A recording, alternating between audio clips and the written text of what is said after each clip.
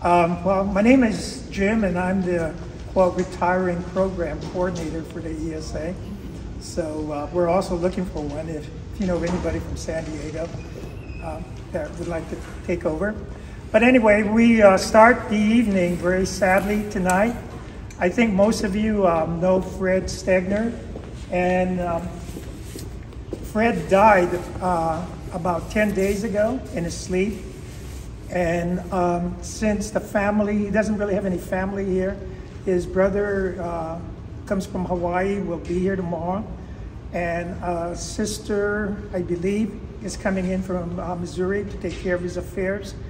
And I was told by the neighbor that they're not going to have any services for him, and he will be cremated as soon as his affairs here are completed. And so they're going to take him home in Missouri.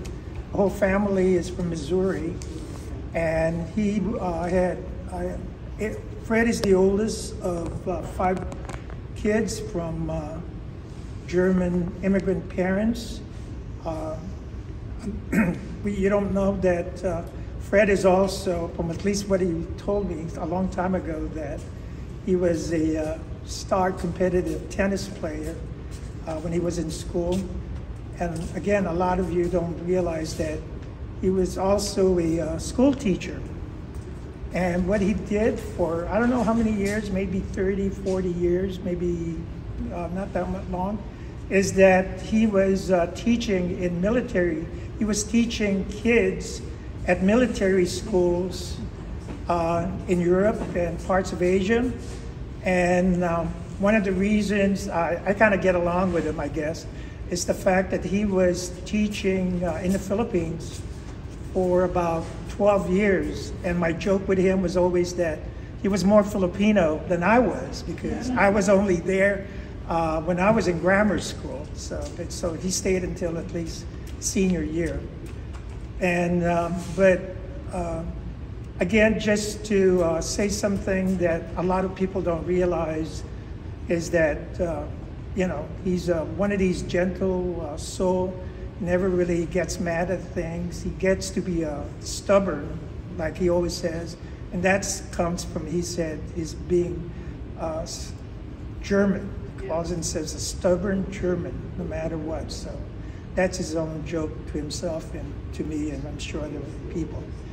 And also that when he started coming to the ESA about 12, 15 years ago, he really put himself, he did a lot of volunteering work.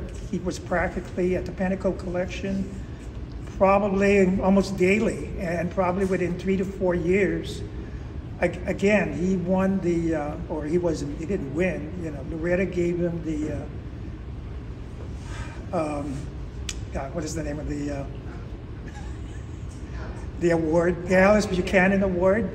So in a few short years, and probably in the last 4, 5, 7 years, Fred started hybridizing, and he's just started registering his flowers. I have some photographs here. A lot of his hybrids, he has about 12 registered hybrids. Most of them were yellows, and in which he donated some of that during COVID, the yellow ones. And I know they were selling very, very well. Some of them were selling as much as $40, $50. And he also has probably about 30 unregistered hybrids that he still has in his yard. And the other thing too that, again, a lot of people don't realize is Fred donated when yellow tang was still very rare and not very many people had it. He gave the ESA about 35, 40 cuttings. And the ESA made some good, again, sales because of that, because people were still new at it. They were having a hard time finding it. So when they saw that, they bought a lot of them. And again, our sales were really very successful. And for the time being, that's all I could say. And God bless his soul. And somebody else would like to stand and say something about Fred, your memories of Fred? All I can add is that we have to same background, and yes, stubborn is one of them, except for me, I'm not. But it does run in that clan. But the one thing we remember him for a lot is he always said, "I'm from Missouri." Yeah. And that's how you remember Missouri. He said, just think it's a real misery to be from Missouri. And he was fun, and we enjoyed having him around, and we'll miss him. But yes, he also collected beer steins, and when they would have German writing on it, he would bring him a copy of it in and say, what does that mean? And then we would try our best to translate it. But he collected a lot of things, as you said. He had a large collection of memorabilia, whatever the family collected, and then he would collect it. And so now somebody has to do a lot of moving. Beer steins are going to be moved to Missouri from now on. Yeah, that's one of the things that the family, I think, has to worry about. They're probably going to be here for quite a while. And I know he also collected Filipino merchandise, collectibles from natives. He also collected German ceramic pipes. And but since I didn't smoke them, I didn't look at them. Yeah. He always also, the thing is, he also liked to keep his hand busy, because I know every time I've called him, he's always doing some kind of jigsaw puzzles, or he loves to do these kits, these Christmas ornament kits that involves all these beads and all these things. I've never seen one, but to what I understand, he has over 300-400 of them, and so he just likes to keep his hands busy. And one of the things that we normally talk about is on the air when we talk on the phone, if we're not having lunch together, is ice skating. Like, I know we had a great time talking about the U.S. championship, and Survivor started last Wednesday, and he died several days before that. But I knew when that show went on, I knew that was one thing that we would kind of probably talk about and laugh at some of the contestants. So anyway, I thank you, and if you have some time, check to see what kind of flowers he had, and those are going to be our memories of Fred. They're living memories of Fred, and I'm sure his family will enjoy those as well. So I thank you for coming, and thank you. And the program for tonight is Chris Welcher. He's going to talk about what else? Fertilizers. And I've told also, transparency is that for about 5 years, maybe 8, I was a rep for Miracle Growth / Scotts. So I'll either go like that or go like that. All right? Okay? Chris? Yeah. Okay. Well, I'm going to pop over here. I got to have this to hide my stomach. We're waiting for class to start. Yes. Bueller.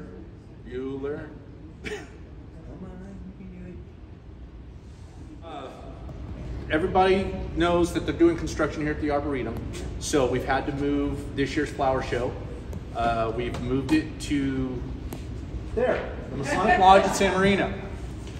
We've also had to change the day. It's now going to be on Saturday instead of a Sunday. It's going to be a one-day show. We have completely revamped the rules. Geneva and I went over it, and we did several iterations.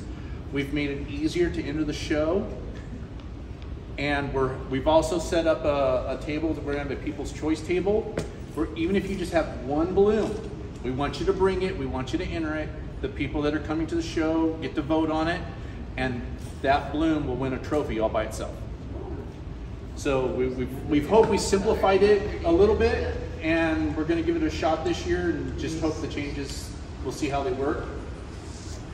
Is that the lodge on Huntington? Yes. Oh, okay. Yes, it's a smaller area than what we have here, but it's plenty big enough. It's got about 50 parking spots.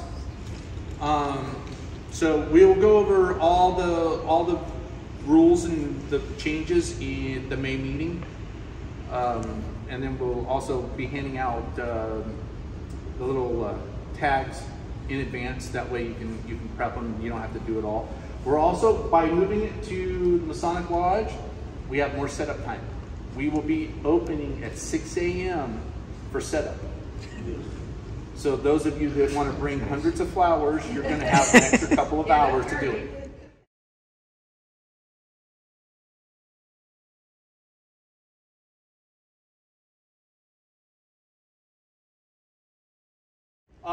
Geneva printed off a few of the show rules. If you want to take, anybody wants to take them now, you can. I love the colors of them. It's gorgeous pictures.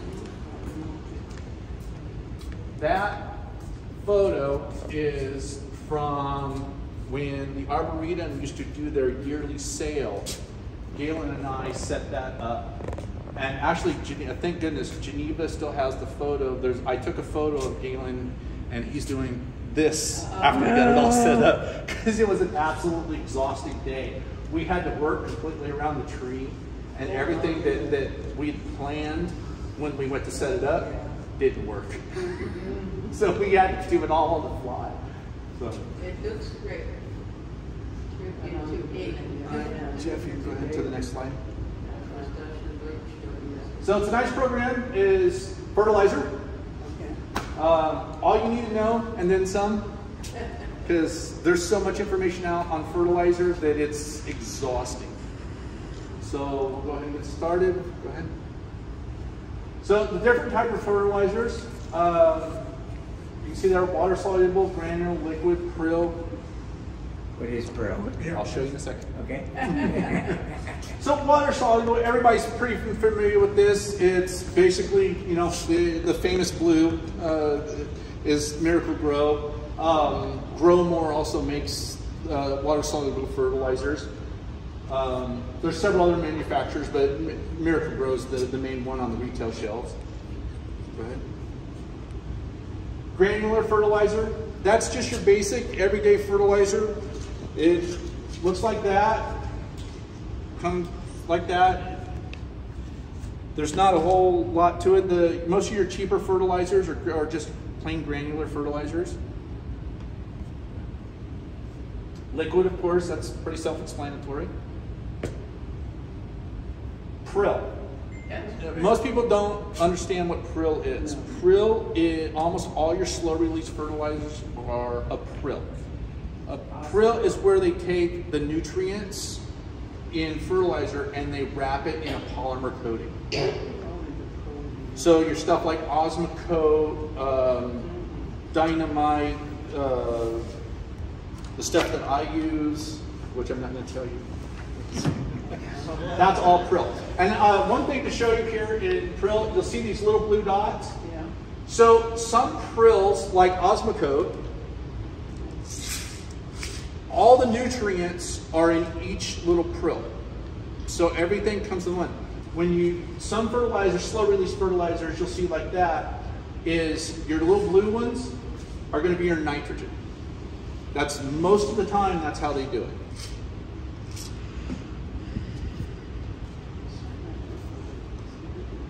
So one of the most important things when it comes to fertilizer, especially for epiphyllums, is NPK. NPK gives you the strength of the fertilizer. And most people always forget nitrogen, phosphorus, potassium. Why potassium's a K, I don't know. Because that's the one that always gets me, because I forget. 40 years of growing these and I forget. Phosphorus was probably discovered before potassium, Probably. so P was already taken. I would think they would put like phosphorus like a pH, and then potassium like a P. Actually, it probably has something to do with the last. Yeah. That's what we heard this week. All right. So your nitrogen. It's essential for plant growth. Without nitrogen, your plants aren't going to do anything. They're just going to sit there. Nitrogen helps take water and nutrients up inside the plant, and it also is part of the chlorophyll, which keeps your plants green, and most importantly, plant sugars. Without plant sugars, your plants are not going to take up any nutrients at all. That's why a lot of organic gardening books and stuff say if you're going to feed your plants, put some soda in with the fertilizer. Because the sugar is what helps the plant take up the nutrients in the first place. So phosphorus, it's essential for photosynthesis, and it's needed for proper plant growth. Phosphorus is what it's going to give you your fresh new growth. Potassium, and right there you see essential sugar and starch formation. Again, plant sugars.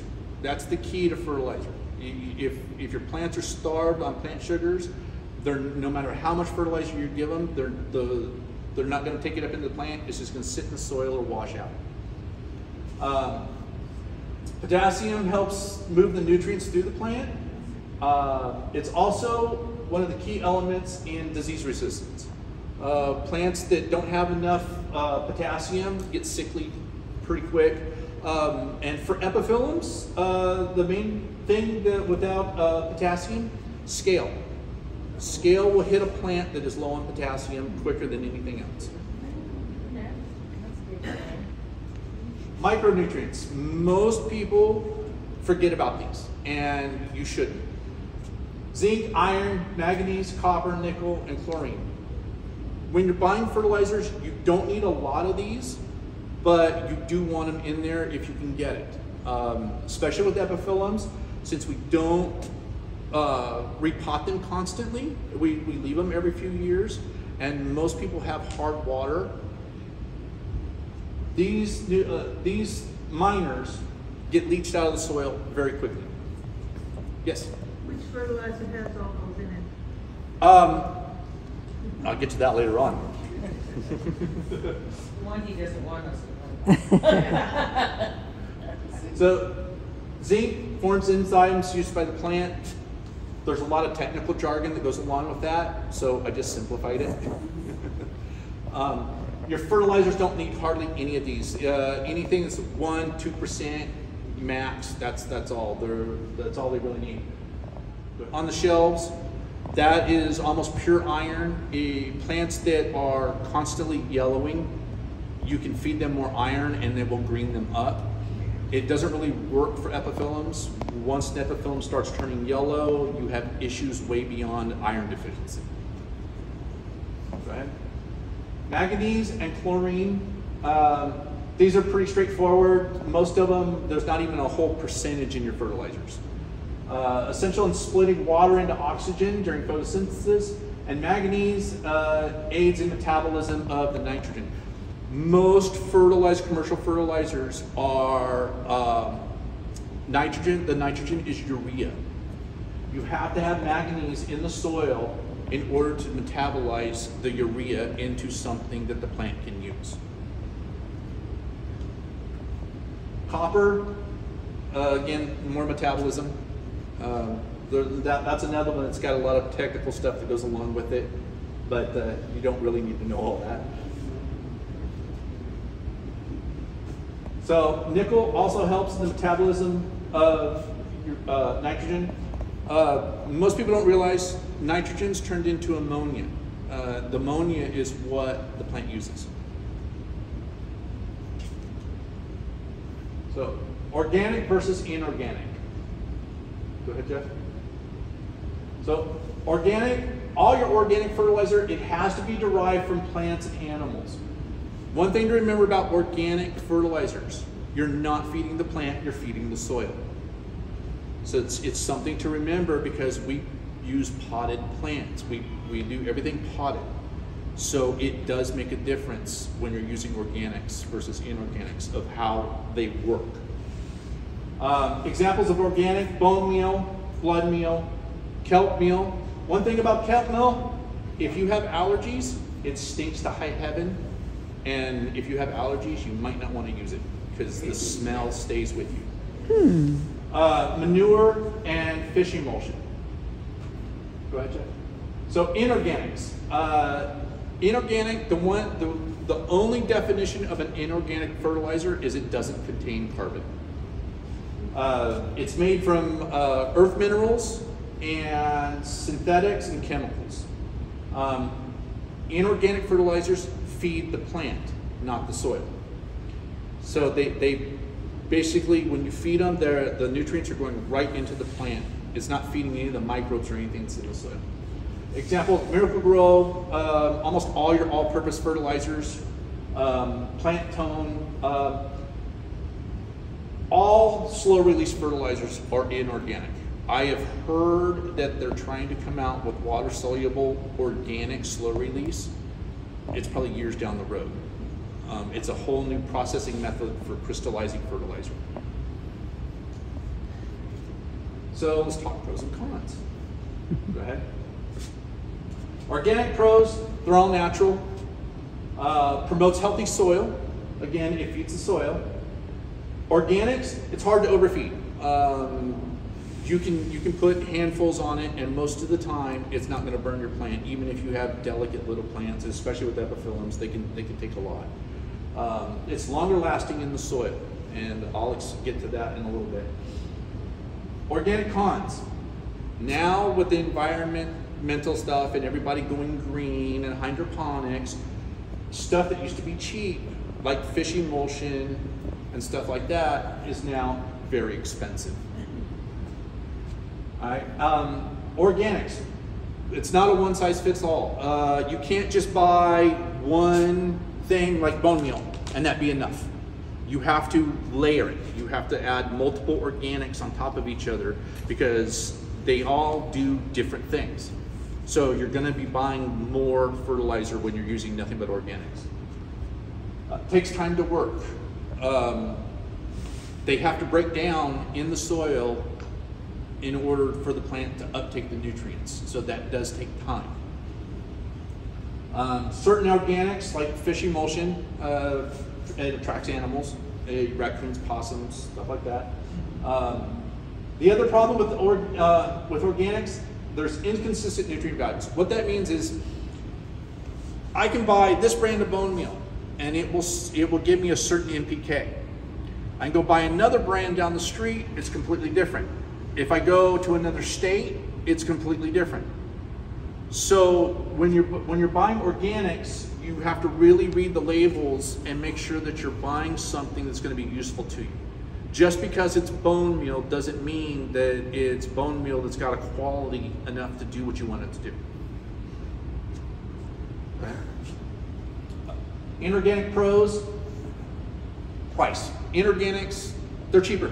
They're easier to manufacture, they're easier to make, so naturally they're cheaper. Easy to use. Most inorganics, you just sprinkle them on, and that's about it. You're good to go. One size fits all solutions. That comes in with your slow release fertilizers. Most of your slow release fertilizers, you only need to buy one product. That's it. It'll do everything you need to do. No muss, no fuss. They're fast acting. Except for a slow release, all the nutrients are already in a usable form for the plant, so there's no breakdown. And of course, they're available everywhere. So cons, price. Now I know, how can price be a pro and a con? Stuff like this, which is a 10-10-10, it's off the shelves, get it at Walmart, it's cheap. All right, but when you come over to stuff like Dynamite and Osmocote, they get really expensive. So your slow release inorganics and your fancy fertilizers tend to be really expensive. So they can be cost prohibitive to use, especially on our plants. Inorganics, they can build up toxicity over time. Because they're made from chemicals, and we don't repot our plants constantly, they will build up a certain amount of toxicity in the soil. I always recommend repot your epis about every 2 years because of the types of fertilizers that we use, because you're depleting everything that's in that soil. They leach from the pot faster. Organics will stay in the soil longer because they're feeding the soil. They break down in the soil. Your inorganics don't. They will feed right into the plant, and therefore they leach out of the pot faster. And again, here's one thing right here. I'm sure we've all seen photos on the internet where people go, hey, I rooted this a year ago and look at this amazing, gorgeous plant that's 5 feet long. All right? They're feeding it way too much fertilizer. And that's not good, and I'll explain why later. If it's overused, again, it's harmful. Hey, you're cheating. There is none. So, and again, that comes along with it. If you use too much, basically too much of a good thing, it's not, it turns bad. So, here's the question that we get the most. What's the best fertilizer to use on my epis? The one that works for you. Next. Right. There you go. There is none. What I mean by this, because fertilizers vary so much from region to region, there's not a one perfect fertilizers for epis. Depending on where you live, you might have to use several different kinds. You might use organics, you might use inorganics. Some stuff you might not find at all. One product that's actually hard to find on the West Coast right now, 0-10-10 fertilizer. Almost no retail location has it at the moment. Why? Don't know. Why? So one thing to know, since COVID, the fertilizer industry, along with plastics and just about everything else we use for plants and nursery products, took a huge hit. Companies that I ordered from wholesale for years, we're talking 20, 30 years, went belly up. Others merged and quit handling products. Fertilizer manufacturers, out of business. COVID changed the whole entire nursery industry. Go ahead. So let's talk specifics. Specifics. What do you feed them? So go ahead to the next one. So I'm only going to tell you about the 5 most common organics. Number 1, bone meal, blood meal, fish emulsion, worm castings, and garden compost. What is bone meal? So bone meal is a great source of phosphorus. It won't burn your plants, especially epiphyllums. They're so hardy that it's almost impossible to overfeed them in bone meal. One thing you definitely need to know, bone meal takes 3 to 4 months to break down in a usable form. The other more important thing is it doesn't travel through the soil. You have to incorporate bone meal into the soil. If you take bone meal and you just put it on top of the soil as a top coat, it will do absolutely nothing. It will sit there, it will cake up, it will dry, it will not provide nutrients to your plants whatsoever. Best when used in repotting. One good thing about bone meal, most animals don't like it. My dog loves it. Dogs, cats. Now, you have to be careful with your dogs and your cats. If they get a hold of a bag of bone meal and they chomp on it, it can make them sick. Yeah. Blood meal. Most people have no idea what this is.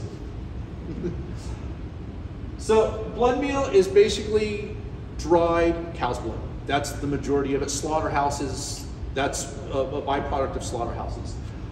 It's naturally high in nitrogen. Usually bone meal is consistent, or blood meal is consistent no matter where you get it. It's about 13% nitrogen. It breaks down in usable form pretty quickly, about 2 to 3 weeks, 4 if it's more colder weather. The plants can start using it. It'll last a while. It'll feed for up to about 4 months. It also needs incorporated in the soil. It can be used as a top dressing, or you can make a tea out of it. I don't recommend it because it kind of smells. But you can, if you need to just sprinkle it on top, it'll water in. You don't get as much out of it, so I always recommend mixing it. And one good thing about blood meal, almost no animals like it. Raccoons don't like it, possums don't like it, deer absolutely hate the smell. So if you have a problem with deer eating, especially for our folks that might be back east, put that on top and the deer will stay away from it. You don't want to use overused blood meal. Usually when I'm mixing bone meal and blood meal, it's 3 parts bone meal, 1 part blood meal. That's how little blood meal you actually need to use for epiphyllum.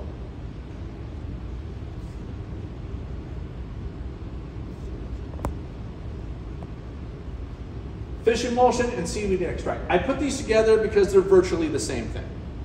Eppies love it, so do animals. If you want to have your plants torn up by raccoons in the neighborhood, feed them fish meal. Fish emulsion and seaweed extract, they're really good as foliar feeding. It works best on young plants.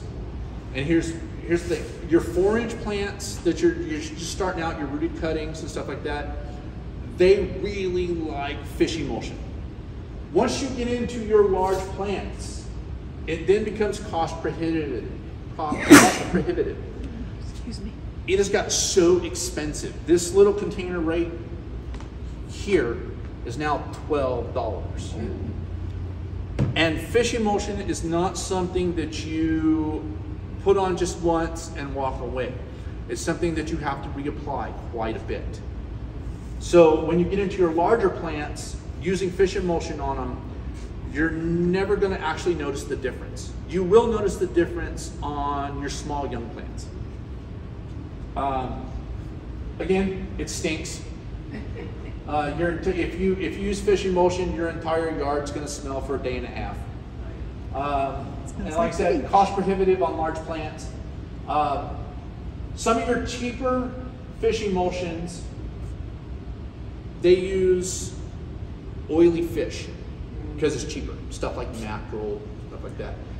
What happens with epiphyllums is when you spray that on to your plants as a foliar fertilizer, it leaves that oily film.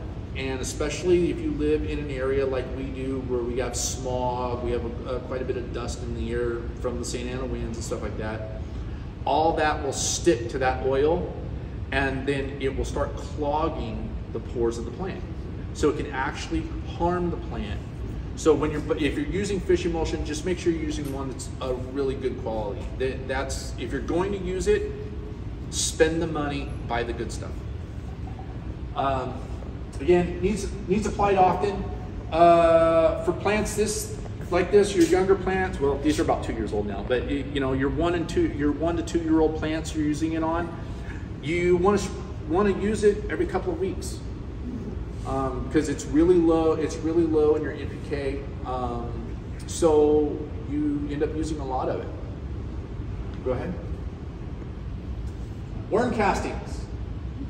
If you don't know, worm castings is simply worm poop.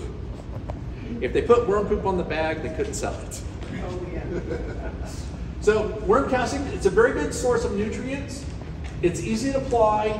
It can be used as a top dressing, and what I mean by top dressing is you just take a handful of it and you throw it on top of the soil. It will water itself in. In epiphyllum, actually the best way to use it is to make a tea out of it. And one of the easiest ways to do that is with a sump pump and a 55-gallon trash can. Fill it full of water, take some cheesecloth, put about a pound in there, let it soak overnight, and then water your plants. So, again, even though it's a great source of nutrients, it needs applied often. If you're going to use it as a fertilizer And to rejuvenate your soil, you have to add it about once a month. And a bag like this runs about $25. Costco has it for Yeah, 10. yeah. I just found out $10 Costco apparently a bag, has worm about castings that for 10 size. bucks. That's a great deal because just about everywhere now it's about 25 bucks. And when you're talking about a plants this size, you grab about a cup, about a whole handful, and that's what it takes to do anything. So there we go. Expensive. I used to have a worm farm, so I used to put worm poop everywhere, and it does keep the ants away. Yeah, I found that out. It's apparently. They recommend it for Ants and whitefly, worms don't too. like each other. Oh, I see. And you can set up your own worm farm. It's easy to do. They make trays and stuff, and you can actually harvest the tea right out of the worm bed.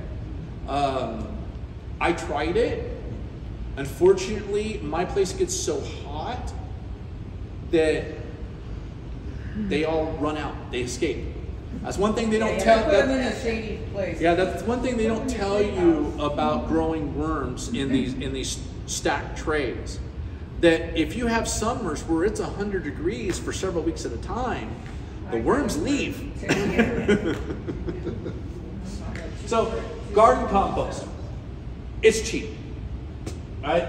They're making home composters now where there's these little tubs and you just throw your garden scraps in there, and it don't cost you basically nothing. It's scraps out of the kitchen. It's a great source of nitrogen. Microorganisms, perfect for adding microorganisms to your soil. You don't have to buy those expensive micro-Z's and all that stuff. Here's the one thing, it must be fully composted. If it is not, the kind of soil that we use for epiphyllums, where we have the bark and everything, if you put compost in that's not completely decomposed, it will build up gas inside the soil, and it can end up killing your plant. So it has to be fully composted. The other thing too is, if you accidentally put weeds in your compost, now you're going to end up with weed seed in your potted plants. Naturally, it takes time. It has to break down. Depending on how you compost, whether it's a cold compost, that can take months. Of hot compost can take weeks. Just depends on how big you make it and how hot you get it. And again, it needs to be mixed into the soil. If you just put compost on top of the pot, you're going to get some nutrients down in the soil, but you're not going to get the full effect. You've spent a lot of time to generate that compost. You want to make sure the plant and the soil gets full use of it. So compost, again, you want to mix it into the soil. And another thing, I accidentally left it at home. When you're fertilizing your big plants, and they're rock hard from the roots and the soil being compacted, a big 99-cent store screwdriver, that's the best way.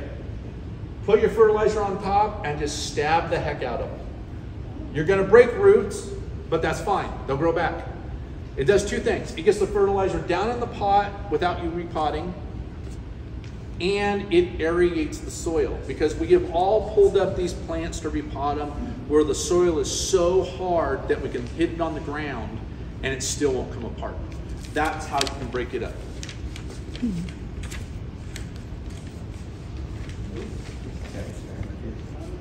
I did not realize.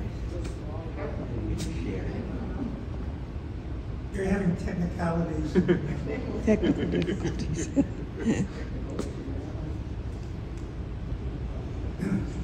The thing about the city of LA gives away garden compost if you need a lot of them.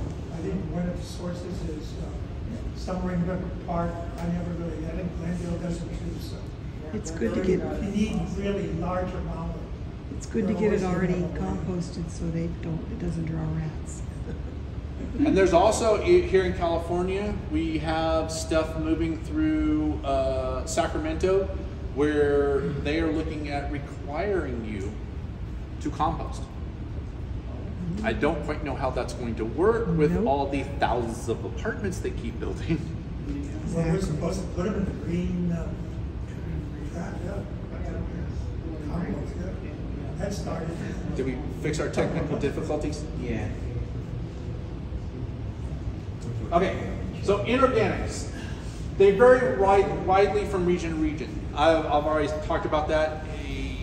What you can buy here in California, you may not be able to get on the other side of the Mississippi, and vice versa. Things to consider in inorganics, your NPK, whether you want granular or prill, liquid or dry, micronutrients, your application rates. That's a big deal when you're buying fertilizers. Always check your application rate. What you think is a cheap fertilizer may turn out to be very expensive because you have to use twice as much of it. Cost and slow release versus fast acting. So for Epiphyllum, the NPK, what is the optimal NPK for Epiphyllum? It's anywhere from 10-10-10 to 14-14-14. You can go higher on the nitrogen. I usually don't recommend it. One thing that it's just anecdotal, epiphyllums that tend to spot heavily, the more nitrogen you feed them, the more they spot.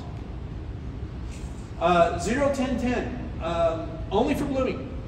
You don't want to use that in the middle of the year. 0-10-10, use it now, or in those areas that are still getting snow and frost. As soon as the snow and frost subsides, that's when you feed it your 0-10-10. I, in 40 years of growing them, have never used 0-10-10.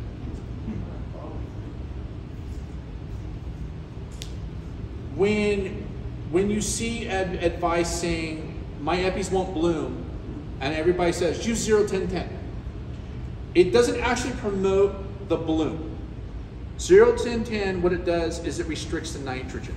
So it's slowing down the growth so that the plant will kind of concentrate more on blooming. But if your plant doesn't want to bloom, feeding it 0-10-10 won't do a darn thing. If it don't want to bloom, it's not going to bloom. So granular. Granular is generally cheaper. It's almost always fast acting. You usually have to, your cheaper granulars, you have to apply more often. They can be most of the time they want, the instructions will tell you to apply monthly. For epiphyllums, you don't really have to do that, but you do have to feed it a little bit more. They're easy to find. Always read the label for your application rate. Like I said, just because it's cheap, once you realize that you're applying a handful instead of a teaspoon, now it's become an expensive fertilizer. Here's one thing that most people forget to do. Check the guaranteed analysis. On every single fertilizer, there is always going to be on the back or somewhere on the package a guaranteed analysis. It's going to tell you exactly what the breakdown is for each kind of nutrients it's giving you. The reason you want to look at that is to make sure that, I forgot what I was going to say. The guaranteed analysis. Yes. You want to compare the guaranteed analysis to the application rate. What they're guaranteeing is by their instructions, they're saying that if they're telling you it takes a tablespoon per gallon, that guaranteed analysis means that in a tablespoon, that's what they're guaranteeing. If you use less, you may be getting a different ratio. That's not always the case, but it's something you want to be aware of, especially when you're feeding hundreds and hundreds of plants.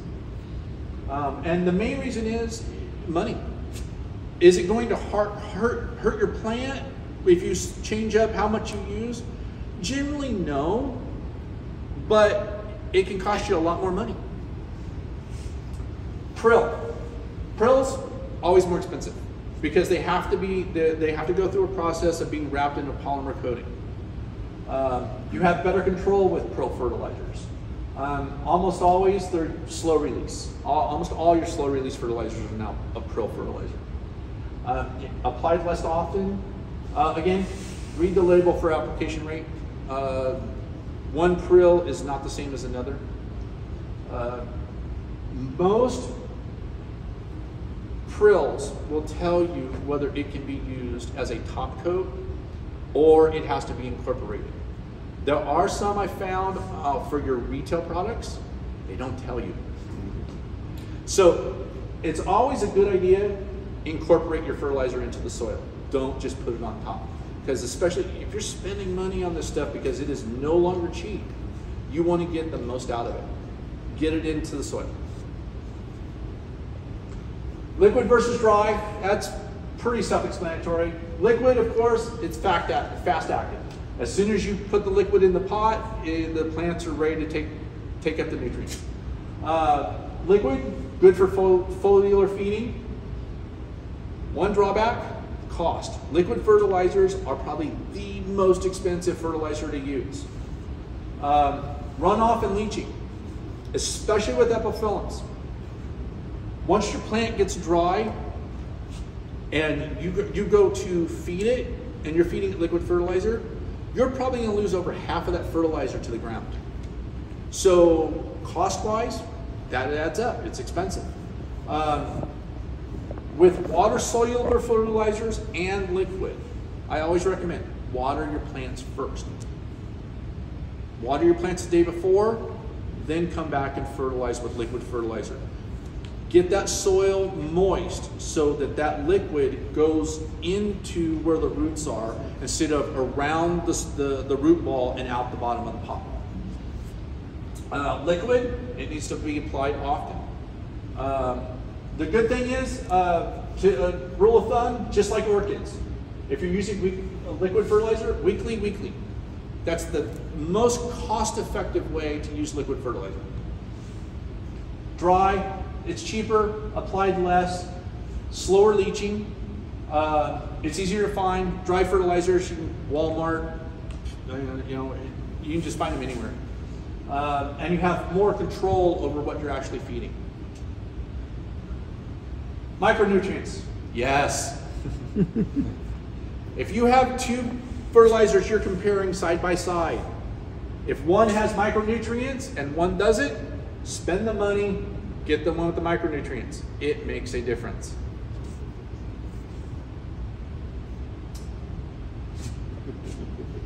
So, I want to talk a little bit about the stuff we have here. The fish fertilizer, like I said before, it is now used to, back when I started growing epis, you could buy a gallon of fish fertilizer for about $4 or $5. Now a gallon is $20-something. Works great on small plants, way too expensive to use on your big stuff. You can much cheaper go to do something else. I had a couple customers, and actually Shar was one of the people. I can't find 01010. I went looking. This is all I could find. Liquid form 01010. Any granular form for all of Southern California, no one has it. I don't know why. Usually every season Home Depot used to get it. Now they don't. I don't know what happened. Blood meal. I myself use blood meal. It is kind of expensive. A box of EB Stone like this at Armstrong Nursery is $12. The good thing about blood meal is you use very little of it, so it lasts a long time. The one thing you want to know about blood meal, keep it covered. It will get bugs in it if you leave it exposed. Does it have an expiration? As long as you keep it dry, it will last for a couple years. Green sand. This was right before COVID. Green sand was becoming the hot ticket item, so I decided to test with it, and you'll see in the test results how well it worked. my honest opinion, it's too dang expensive. It's just not. If you've got 1 or 2 plants, you know, that's fine. So green sand, actually I have a slide on it later, but I'll go ahead and tell you now. It has about 30 different trace minerals in it. It's derived from prehistoric seabeds. But for us, for what we use it for, it's just the cost is just way too much. So this little jewel right here, like I said, you don't have to buy expensive fertilizers. $6 at Walmart. 10, 10, 10. Only bad thing, no micronutrients. But again, you don't have to spend a ton of money. Worm castings, like I said, make a tea. It's the most cost-effective way to do it. You literally have to use an entire handful of worm castings for it to do what you really want it to do. And at the cost that it is, making a tea will work much better. Okay. Again, bone meal.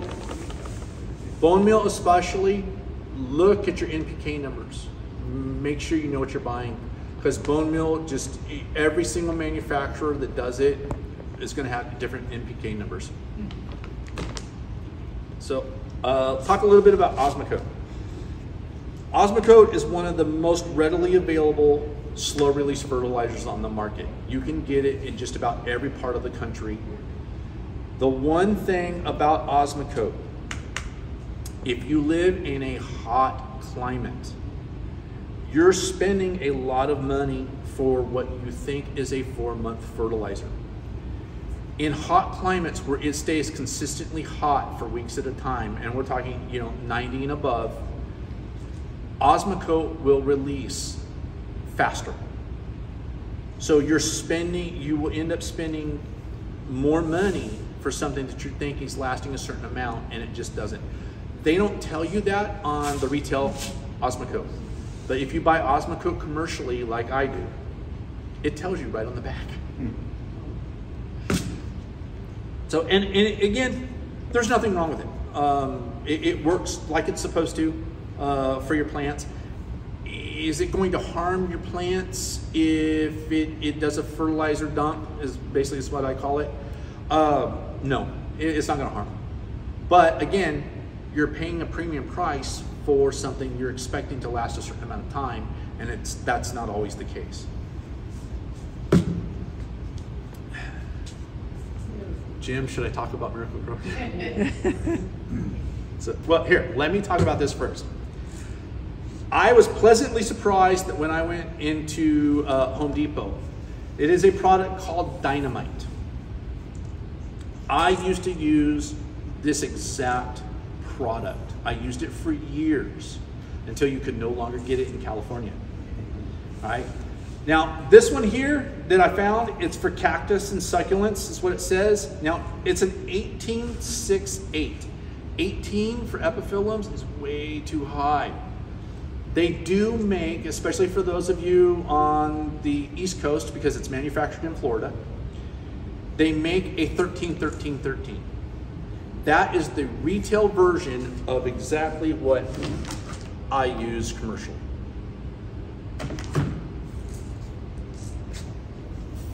In my opinion, it's one of the best fertilizers for epiphyllums out there, because it'll last 6 months, and when they say 6 months, it does last 6 months. I tested the retail version of this for 2 years before I started buying pallets of it. But the 13-13-13, not the 18. Right. This 18, I don't really know why they would make a cactus fertilizer with 18% nitrogen. That to me just seems completely off the scale.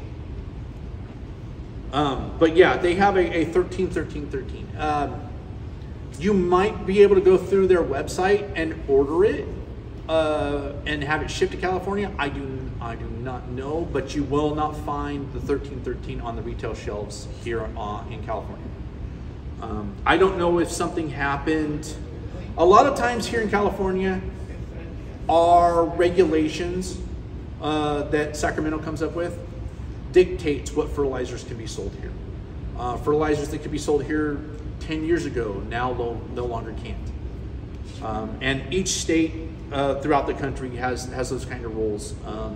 There's stuff that we can buy here, but if you go on the other side of the Mississippi, you can't get.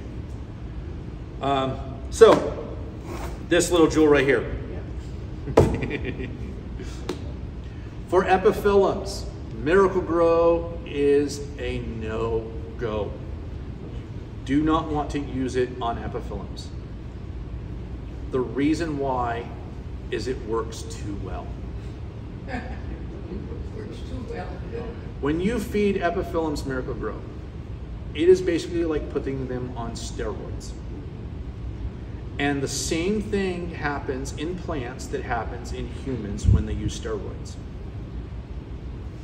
You bulk up, it works great, it's fabulous, until it's not. Use too many steroids, what happens? The body breaks down. Same thing happens with the plants. When you take a human off of steroids, they have a really hard time. They have to readjust. So do the plants. So, because Miracle-Gro works so well and it's so high in nitrogen, it will actually, when you use it constantly and use it over time, it will actually harm the soil. What it does is, you'll have a big plant like this, and you'll go to take it out of the pot. It will have a small little root ball about that size. And that soil will be hard packed. It'll be hard as a rock because all the nutrients have been just leached out of it. It's like putting your plant on an IV.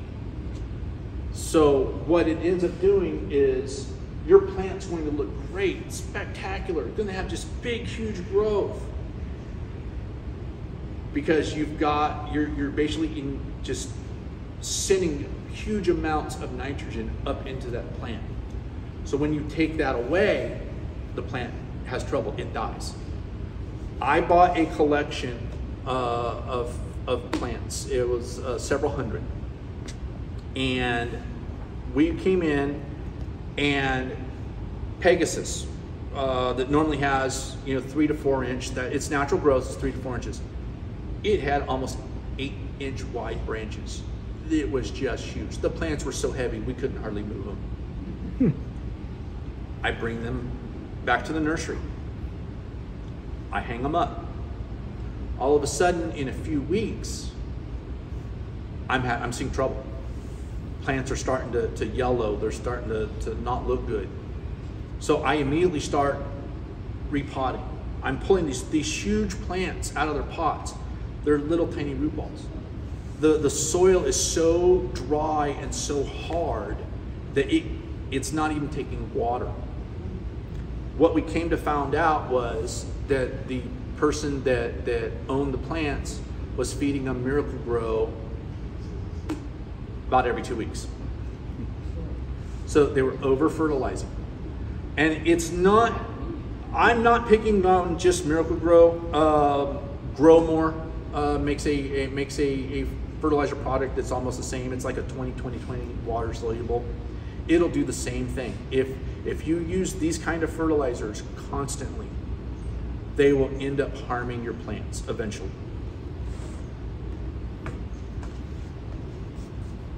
And so, did I get everything? Yes.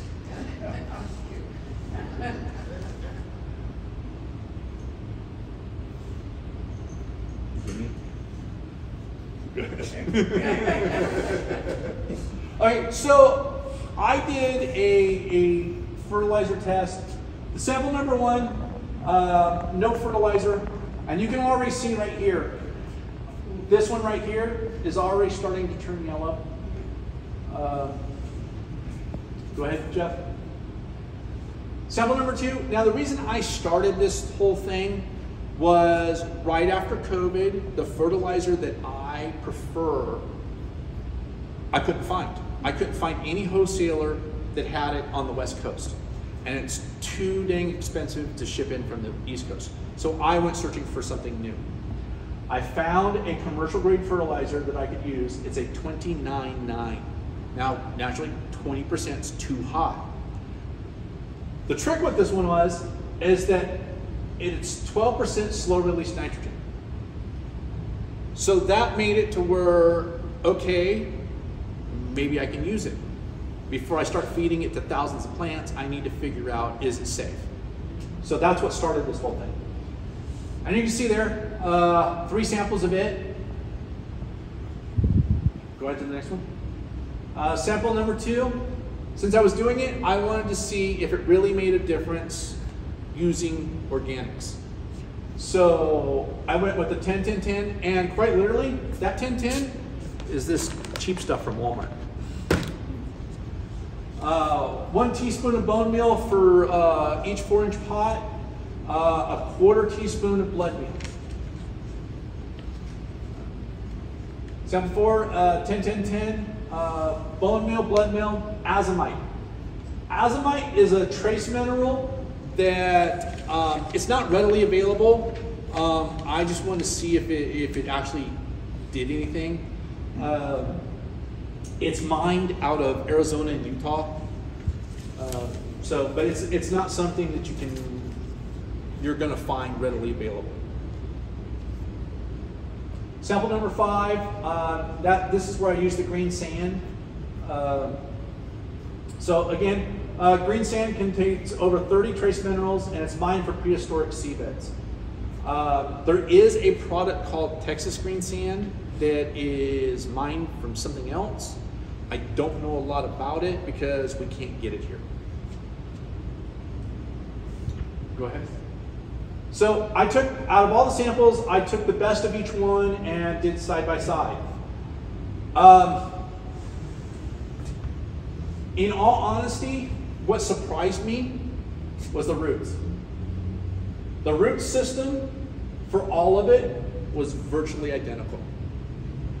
That really shocked me. I did not expect a plant with no fertilizer to, at this stage, have virtually the same root system that all the ones that we're spending money on putting fertilizer on. How old are the cuttings again? A little more than.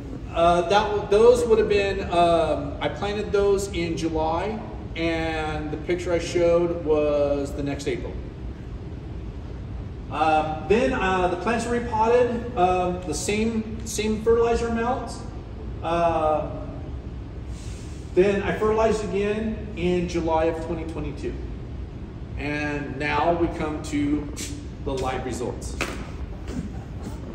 So, as you can see, they all grew pretty well. This one right here, yeah, that puppy's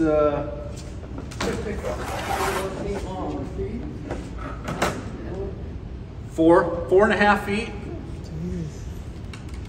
Now this one right here is the bone meal, blood meal, the azomite, and the cheap 10-10-10.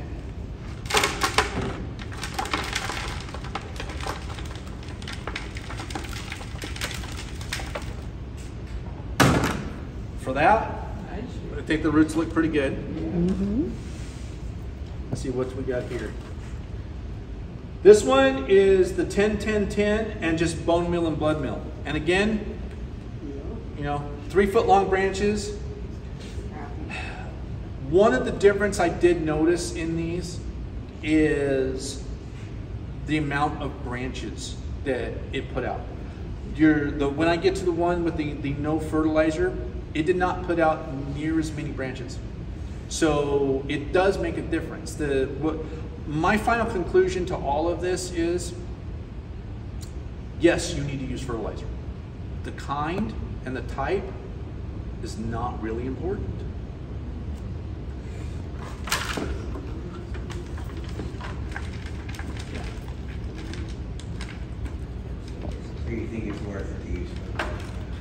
Yeah.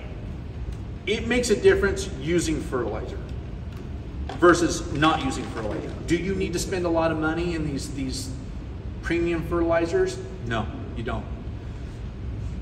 You can see on this one, bigger root system. Ready for next pot. Yeah, that's ready for a 6-inch. This little jewel here. This is the 29.9. So you can see it put out more branches. The branches are longer. What kind of plant is that? This was all a seedling that was a junk flower. So I just cut it up to use as the. And you can see the root system on it. Very good root system. If I left it in the pot and didn't fool with it, I'm sure it would bloom this year.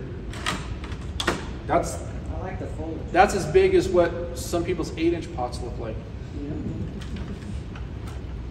And when did you plant it? In July of 21. So this one's no fertilizer, and you can see one poor little branch. So you can see it does make a huge difference in fertilizer versus no fertilizer. Now you see in that first example I used, the root systems were all the same, virtually the same. Later on now, that if you put that into an 8-inch pot by itself, you're probably going to end up killing it because it doesn't have enough roots to soak up the amount of water that an 8-inch pot will take. Let's see, this one over here.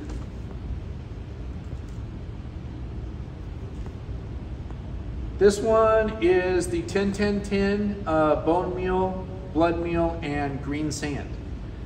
And you can see it looks great, but is green sand really worth using compared to the other products? Cost-wise, no.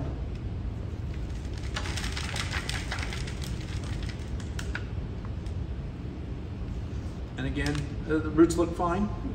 Not quite as big as the just the bone meal and blood meal by themselves.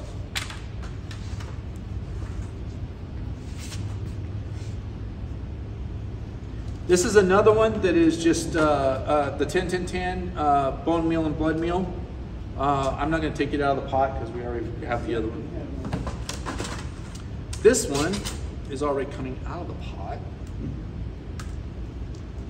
And this is another with the 29.9. And again, with the 29.9, it's a little confusing because 8% of the nitrogen is instantly available to the plant and 12% is slow release.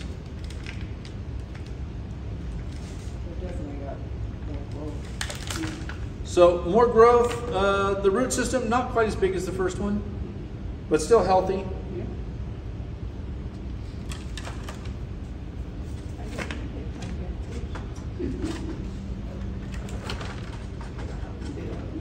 This is another 10-10-10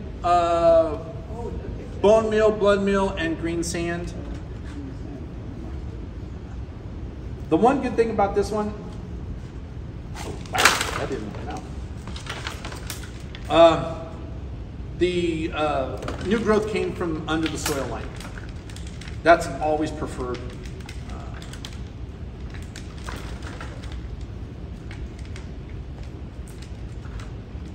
The root system's pretty good.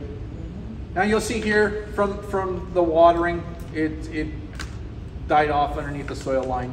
If you were going to replant this, you just come up and plant it higher.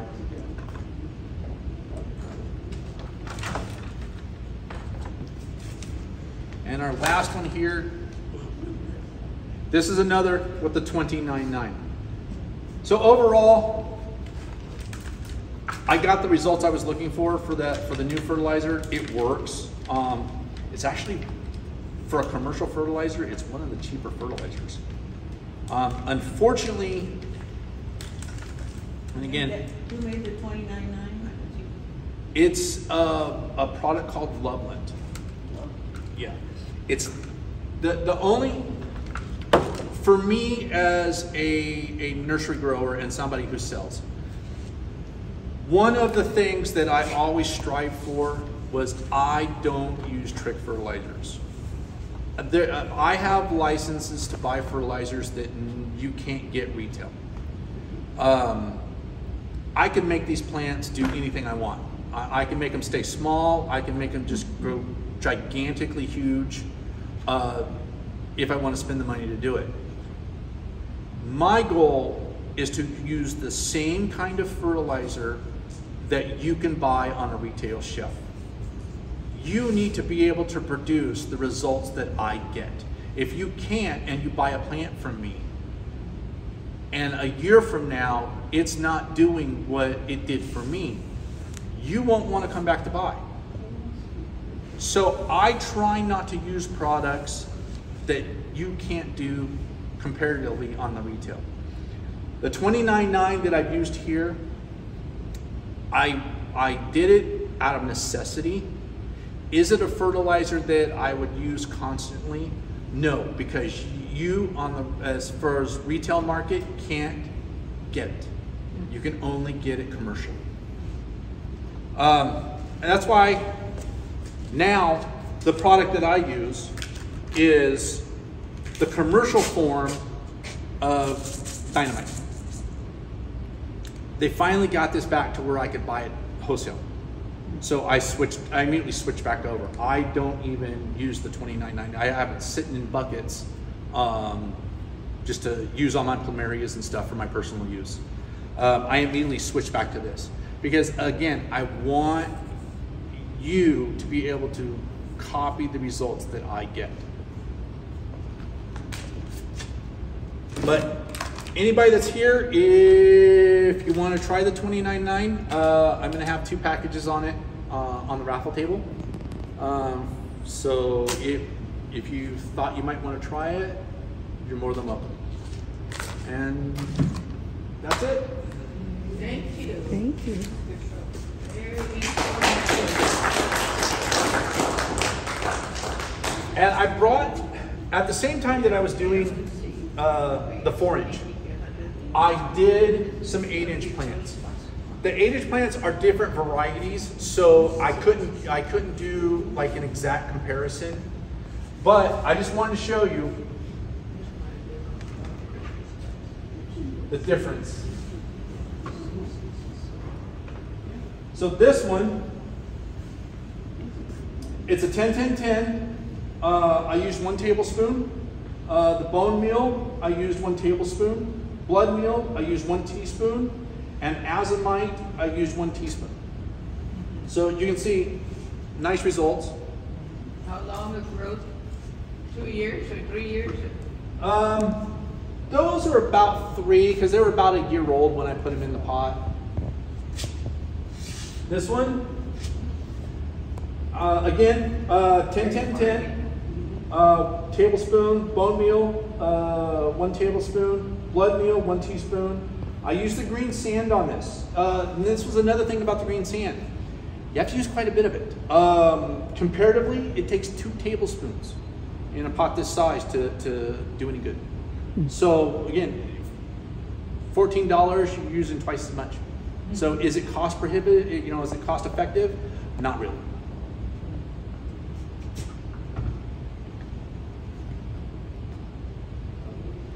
Now this one.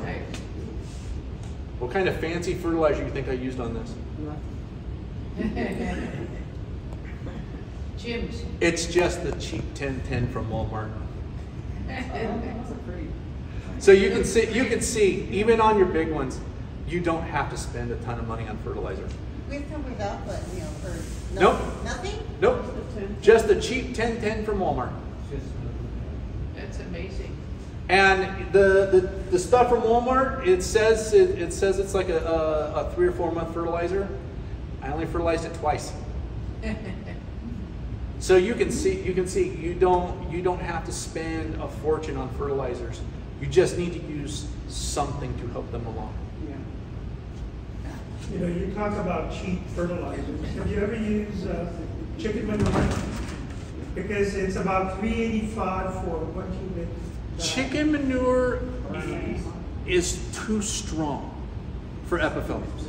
Even if you just put a little bit of it? If you're used to gardening and you garden all the time and you are very conscious about what you're doing in the garden and feeding, then chicken manure, it's actually a good product. It's got a lot of nutrients. Don Burnett used to use it. The problem most people have is they're haphazard about what they do in the garden. They want to go out, they want to feed their plants on a Saturday and watch football on a Sunday. And when you're doing that, you have a tendency to overdo it. And if you overdo it on chicken manure, you can burn your plant. Any other questions? How do you determine, or do you use the box instructions for the blood meal and the bone meal? Because you have an 8-inch, and you mentioned 1 tablespoon of bone meal, but for the little smaller pots, you said something else on the bone meal. Right. I've used blood meal and bone meal for so long, myself, I don't even measure it. No, you said it up there. You put like quarter spoon of something. Yeah. For these to do the test, I did a what did I put in there? It was about a 1/4 teaspoon or so, probably a little more. But are you making like a big batch and then filling up all those pots? No, I do it as I plant the plant. Oh. One reason I do it that way, if you pre-mix your fertilizer into your mix, you're going to have a lot of fertilizer right there at the bottom of the pot, and because we water so much, it takes the roots. So you want the bone meal and blood meal? I want it right where the roots are. That's where it's going to be most effective, and you're going to end up using less overall because you're not wasting it. Because when you're potting a plant, it's going to take those roots a while to get down into the bottom. So basically anything below that root level, by the time the roots get there, it's pretty much all leached out. So I always just add fertilizer as I'm planting. So, but as far as bone meal, blood meal, when you're using them together, and they're great to use together, 3 to 1. So 3 parts bone meal, 1 part blood meal. In an 8-inch pot, about a tablespoon of bone meal is good enough. You can feed it more, but you don't really need to. A 4-inch pot, if you mix the two together in that ratio, just sprinkle some on. You know, just 1/4 teaspoon. That's plenty for a 4-inch pot. So, anybody else? All right. I'm just going to try it.